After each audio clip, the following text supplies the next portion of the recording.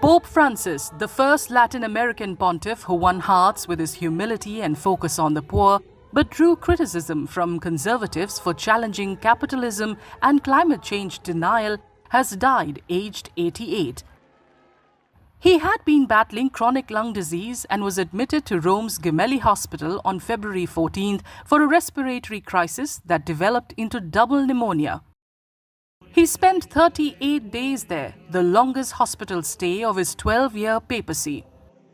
I just read it. One of my friends texted me and she texted me, "Do you know that the Pope just died?" And I said, "Really?" And then I sort of checked it and I saw, I was sort of really shocked because I was here yesterday at Mass and I saw the Pope and he looked just so fragile. And I'm really shocked, and there's a sort of inquiet buzz now around here. I think, at the end of the Santa Semana, for the pilgrims that are here, but most of all for the Pope himself.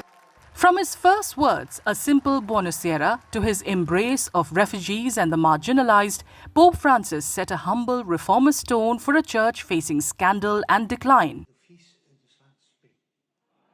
Born Jorge Mario Bergoglio in Argentina, Pope Francis was elected the 266th pontiff on March 13, 2013, following the surprise resignation of Pope Benedict XVI.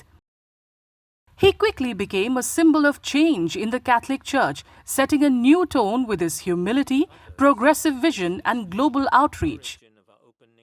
He was by training a Jesuit and single-minded, very focused in what he decided, man of prayer, man of faith. His big concern was to help the poor, those who are marginalized. That's why he spoke about refugees, migrants. He very strongly defended their rights and the need of people to accept them. He even spoke to heads of government, and he made a difference in the whole perception, I could see it, of leaders in Europe towards migrants. It is a sad news for the whole church, for the universal church. But at the same time, it is a moment of giving thanks to God. No? Devak Argandi Upasayo Ved, Kitaka. The God has led the church for the last almost 12 years now with the leadership of this great man, a man of God.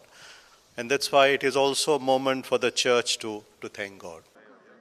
But Pope Francis also faced criticism, especially from conservatives, over his progressive views, outreach to LGBTQ+ Catholics, and efforts to rein in traditionalists. His greatest crisis came in 2018 when he mishandled a major clergy sex abuse case in Chile, reigniting a decades-old scandal that had long plagued the church. He later admitted to making grave mistakes and publicly apologized to the victims. Then came the COVID-19 pandemic.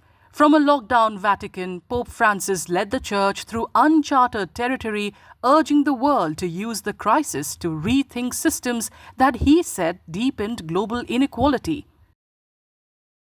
As the leader of the church and the leader of the entire humanity, and especially a champion of the people who are at the periphery.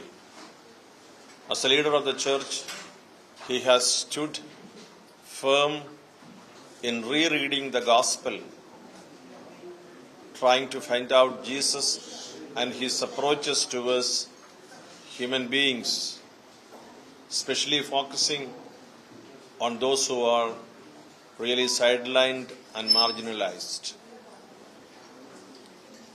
For a common man, he is a leader par excellence, especially speaking for justice and peace. While many hailed his emphasis on mercy, inclusion and social justice, others feared he was straying too far from church tradition, with some critics even accusing him of heresy. As pushback mounted, Pope Francis often met it not with confrontation but with silence.